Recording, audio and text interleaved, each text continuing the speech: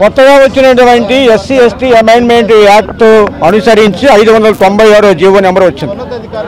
ఈ జీవోను అనుసరించి దళితుల అసైన్ భూములని 22A నుండి మినహాయిస్తుంది ప్రభుత్వం. ఈ మినహాయింపులో మన జిల్లాలో కూడా 325 ఎకరాల భూమిని మినహాయించారు.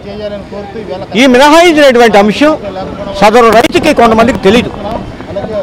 కొంతమంది ఈ భూముల కొనుగోలు కోసం ముందస్తుగా పథకం వేసి అధికారుల మీద ఒత్తిడి తెచ్చి 22A నుండి విముక్తి పొంది 22A నుండి జిరాయితీగా మారినటువంటి భూమి కొనుగోలు చేశారు. వారు అసలు వాస్తవ ధరకు కొనుగోలు చేయలేదు కాబట్టి ఆ భూ బదలాయింపుని నిలుపుదల చేయాలి.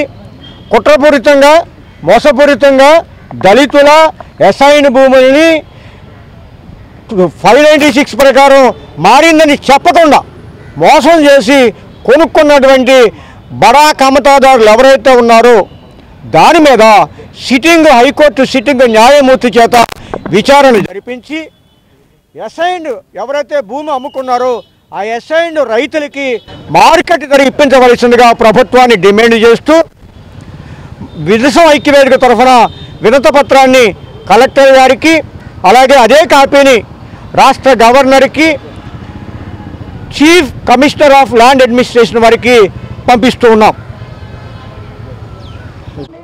విజయనగరం శ్రీకాకుళం జిల్లాలో బలహీన దళిత వర్గాలకు ఇచ్చిన భూములను తిరిగి అధికారుల ప్రోద్బలంతో కొంతమంది లాక్కోవడానికి ప్రయత్నం చేస్తున్నారు. మీకు ప్రభుత్వ భూమి ఇచ్చింది నిజమే, కానీ దాని మీద మీకు హక్కు రాలేదు. హక్కులు ఇక్కడ ఎలాంటి అక్రమాలకు పాల్పడిన వారందరిపై చర్యలు తీసుకోవాలని మేము కోరుతున్నాము. ఈ గత 5 సంవత్సరాలుగా విశాఖపట్నం పరిసర జిల్లా 3 ఉత్తరాంధ్ర జిల్లాల్లో భూదోపిడీ ఎక్కువ జరుగుతుంది.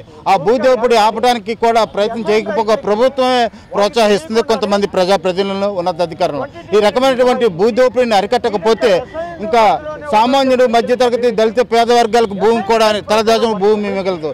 అంచేత ఈ వ్యవహారంపై ఉన్నత అధికారులతో విచారణ జరిపించి న్యాయం చేయాలని కోరుతూ కలెక్టర్ గారికి ఒక వినతి పత్రం ఇవ్వడానికి మేము వచ్చాము. ఆయన అందుబాటులో లేకపోయినా కానీ గవర్నర్ గారికి ఉన్నతాధికారులకి చీఫ్ జస్టిస్ కూడా పంపిస్తాము.